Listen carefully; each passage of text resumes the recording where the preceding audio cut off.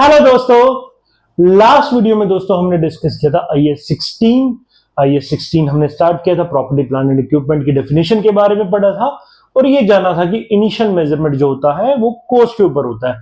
आज उस वीडियो को हम बढ़ाते हैं, आगे डिस्कस करते हैं और डिटेल में डिस्कस करते हैं कि इनिशियल मेजरमेंट जो कॉस्ट पे होता है उसमें क्या क्या चीजें इंक्लूड होती है और क्या क्या चीजें इंक्लूड नहीं होती है।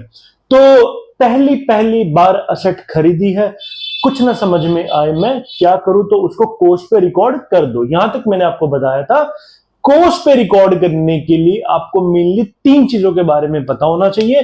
कॉस्ट के अंदर अगर मैं बात करूं इनिशियल मेजरमेंट जो होता है वो तो हमने पढ़ा था कि कॉस्ट के ऊपर होगा और कॉस्ट के अंदर मेनली तीन कैटेगरी में मैंने एक्सपेंस को हमने कैटेगराइज करना है। पहला, असेट का परचेज प्राइस क्या है, कितनी वैल्यू पे आपने एसेट को परचेज किया, वो कॉस्ट में ऐड होगा, इसके अंदर ऐड होगा, plus any directly attributable cost. Direct cost जिसको हम प्यार से बोलते हैं, उस एसेट को वर्किंग कंडीशन में लाने के सारे खर्चे आपको ऐड करने हैं। अभी इसके बारे में बाद में डिस्कस करेंगे, डिटेल में बात करेंगे इसके बारे में कि इसमें क्या क्या चीजें इंक्लूड होती है। और थर्ड एलिमेंट इसमें आता है डिसमेंटलिंग कॉस्ट। तो इसके बारे में भी डिटेल में चर्चा करेंगे कि डिसमेंटलिंग में क्या क्या चीजें आती हैं। तो मेनली जो हमने इनिशियली मेजर करना है असेट को वो कॉस्ट के ऊपर करना। कॉस्ट के अंदर तीन चीजें इंक्लूड करनी है। पहला, असेट का परचेज प्राइस, दूसरा कोई भी डायरेक्ट एट्रीब्यूटेबल कॉस्ट जो उस असेट को वर्किंग कंडीशन में लाने के लिए जरूरी है, और तीसरा डिसमेंटलिंग कॉस्ट।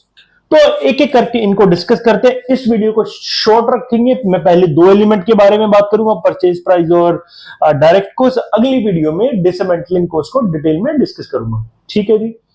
तो अगली वीडियो में हमारा इनिशियल मेजरमेंट कवर हो जाएगा और फिर हम सब्सिक्वेंट मेजरमेंट या जो सब्सिक्वेंट एक्सपेंडिचर होते हैं उनके बारे में भी डिस्कशन करेंगे, जिसमें रिवैल्यूएशन मॉडल के बारे में सीखेंगे, कंपोनेंट अकाउंटिंग के बारे में सीखेंगे।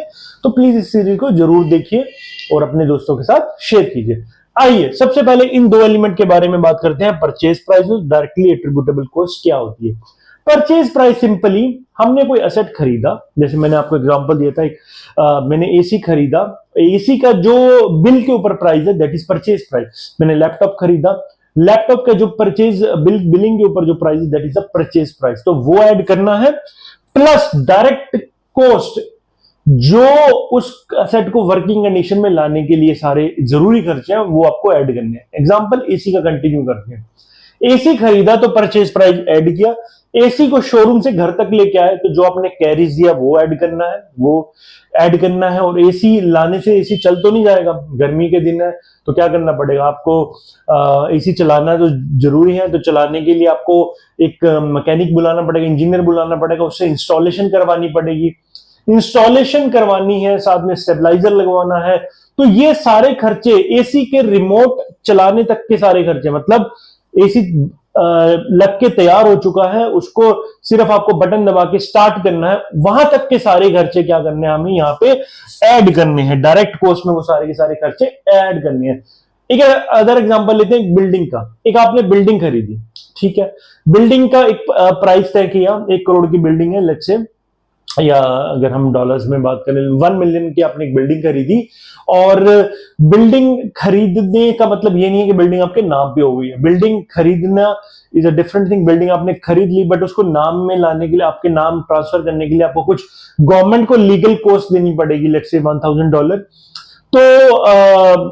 तो लीगल कॉस्ट के अलावा आपको कुछ स्टैम्प ड्यूटी और लॉयर के चार्जेस, ये सारी चीजें मिला के देनी पड़ेंगी। तो वो मान लेते हैं कि आपकी आ गई है $9000। तो 1 मिलियन प्लस 9000 प्लस 1000, इन सबको क्लब कीजिए, क्योंकि जब असेट आपके नाम आएगा तभी आप उसको यूज कर पाएंगे। तो जब नाम लाने तक के सारे खर्चे आपको, रेडी फॉर यूज तक के सारे खर्चे, वर्किंग कंडीशन में लाने तक के सारे खर्चे आपको ऐड करने हैं। ठीक है, कोई मशीन खरीदी, सिमिलरली मशीन खरीदी, that is a good thing, but machine को फैक्ट्री में लाने और फैक्ट्री इंस्टॉल करने के तक के सारे खर्चे, ताकि मशीन चलने के लिए तैयार हो जाए, चलने के लिए तैयार होने तक के सारे खर्चे आपको उसमें ऐड करने। तो बेसिकली परचेज प्राइस तो ठीक है, हमने एसेट को परचेज किया, बट उसको यूज करने के, चलाने तक के सारे खर्चे आपको यहां पे ऐड करने, कॉस्ट में ऐड करने, और उनके ऊपर फ्यूचर में डेप्रिसिएशन लगेगा। देखिए जैसे मान ले मैं कुछ आपके साथ एग्जांपल लेके चल रहा हूं कि क्या क्या चीजें इंक्लूड करनी है हमें यहाँ पे और क्या क्या चीजें इंक्लूड नहीं करनी। तो अभी फोकस मेरा इन दोनों एलिमेंट के ऊपर है, इसको मैं सेपरेट वीडियो में आपके साथ डिस्कस करूंगा, ठीक है। तो आइए देखते हैं कि क्या क्या चीजें ऐड हमें करनी चाहिए, क्या क्या चीजें ऐड नहीं करनी चाहिए। तो यहां पे चलते हैं। यहां में जो टिक है वो आपको इंक्लूड करना है, जो क्रॉस मैंने किया है वो आपको इंक्लूड नहीं करना, ठीक है जी। परचेज प्राइस, परचेज प्राइस तो आपको ऐड करना ही पड़ेगा। डिलीवरी कॉस्ट, डिलीवरी कॉस्ट बताइए कि ऐड करनी चाहिए या नहीं करनी चाहिए? बिल्कुल करनी चाहिए डिलीवरी कॉस्ट। लीगल फी, लीगल फी हमें ऐड करनी चाहिए।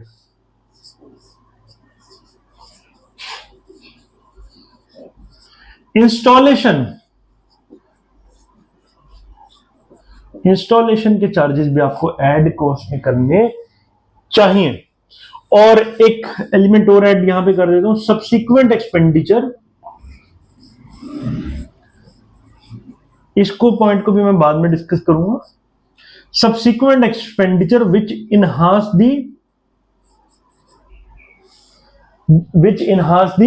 Value and life of the assets.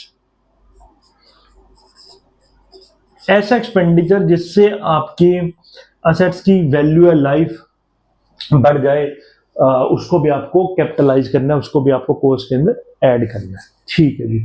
क्या क्या चीजें एक्सक्लूड करनी है, क्या क्या चीजें एक्सक्लूड करनी है? किसी भी तरह का रेवेन्यू एक्सपेंडिचर हो वो नहीं करना, छोटी मोटी रिपेयर आपको ऐड नहीं करनी इसके अंदर। देन उसके बाद आपको एडमिनिस्ट्रेशन के खर्चे ऐड नहीं करने, क्योंकि यहां तो हम सिर्फ डायरेक्टली एट्रीब्यूटेबल कॉस्ट लेते हैं। कोई भी वेस्टेज जो है आपकी वो आपको नहीं लेनी। और सबसे इंपॉर्टेंट पॉइंट यहां पे आता है, चलो मैं आपसे पूछता हूं कि यहां आना चाहिए या यहां आना चाहिए, इस पॉइंट को यहां आना चाहिए, यहां आना चाहिए। ध्यान से सुनिए, आपने जापान से एक मशीन मंगवाई, मशीन की वैल्यू थी लेट से $100K, $1,00,000 की एक मशीन मंगवाई। मशीन किसी को चलानी नहीं आती, मशीन ऑपरेट करनी नहीं आती। मशीन को ऑपरेट करने के लिए जापान से ही लोग आए एंड आपने अपने वर्करों को सिखाया। उन्होंने इनफैक्ट जो जापान से लोग आए थे उन्होंने आपके वर्करों को सिखाया कि मशीन को ऑपरेट कैसे करते हैं, एंड दे हैव चार्ज $40,000। तो मशीन की कॉस्ट क्या $1,00,000 मानी जाएगी या $1,40,000 मानी जाएगी या खाली $40,000 मानी जाएगी? इन नेटशेल मैं ये जानना चाह रहा हूं कि जो $1,00,000 तो श्योर मशीन की कॉस्ट है क्योंकि वो तो आपने पे किया, जो $40,000 ट्रेनिंग के लिए दिए आपने ताकि आपकी जो वर्कर है वो ट्रेंड हो जाए, मशीन चलाना सीख जाए, क्या वो मशीन की कॉस्ट में ऐड करना चाहिए या नहीं करना चाहिए? सोचिए सोचिए सोचिए। सर वो ऐड करना चाहिए क्योंकि वो एक मेजर खर्चा है। $1,00,000 में $40,000 इज अ ह्यूज अमाउंट, आपको $40,000 ऐड करना चाहिए। अगर आप ये सोच रहे हैं तो एक चीज को मिस कर गए आप, जो मैंने लास्ट वीडियो में बताई थी कि जो पीपी की डेफिनेशन के tangible assets held by entity for a period of more than 1 accounting period, right, 1 साल से ज्यादा के लिए। तो स्टाफ को जो आपने ट्रेन किया है, क्या स्टाफ के ऊपर आपका कंट्रोल है? क्या आप उसको कंट्रोल कर सकते हो 1 साल से ज्यादा? क्या आप उसको रोक सकते हो? उसको तो जहां अच्छी अपॉर्चुनिटी मिली वो तो सॉरी जॉब छोड़ के चला जाएगा। क्या वो आपको पास श्योरिटी है कि वो रुकेगा? नहीं। आप बोलोगे कि बॉन्ड भरवा लेंगे, ये करवा लेंगे, वो नहीं।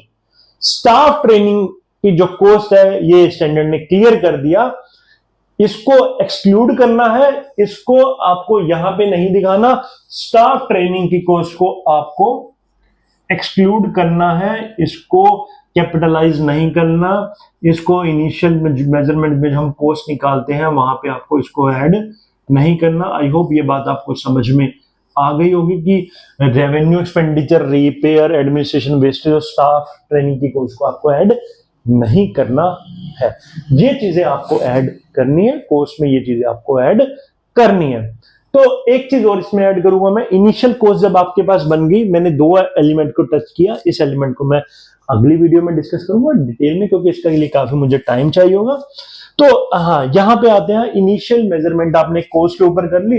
तो फॉर एग्जांपल आपने एक मशीन खरीदी, सारे खर्चे मिला के जो मशीन की वैल्यू वो बनी $100 और मशीन की जो लाइफ थी 10 साल थी। तो आप सिंपली क्या करेंगे, $1,00,000 यहां पर रिकॉग्नाइज करेंगे और उसको हर साल $10,000 उसके ऊपर डेप्रिसिएशन चार्ज करेंगे। इस तरह से आप उसकी वैल्यू को दिखाते चलेंगे। तो इनिशियल मेजरमेंट जो हमने यहाँ पे सीखा कोस्ट के ऊपर होता है और उसके ऊपर फ्यूचर में डेप्रिसिएशन लगना शुरू हो जाता है जी। अगली वीडियो में मैं आपसे डिस्कस करूंगा डिसमेंटलिंग कोस्ट के कॉन्सेप्ट के बारे में। तो बने रहिए और इस कॉन्सेप्ट को, इनिशियल मेजरमेंट कॉन्सेप्ट को वहां पे कंक्लूड करेंगे एंड देन सब्सिक्वेंट मेजरमेंट और सब्सिक्वेंट एक्सपेंडिचर का भी एक छोटा सा टॉपिक है, कंपोनेंट अकाउंटिंग का टॉपिक है, वो डिस्कस करेंगे।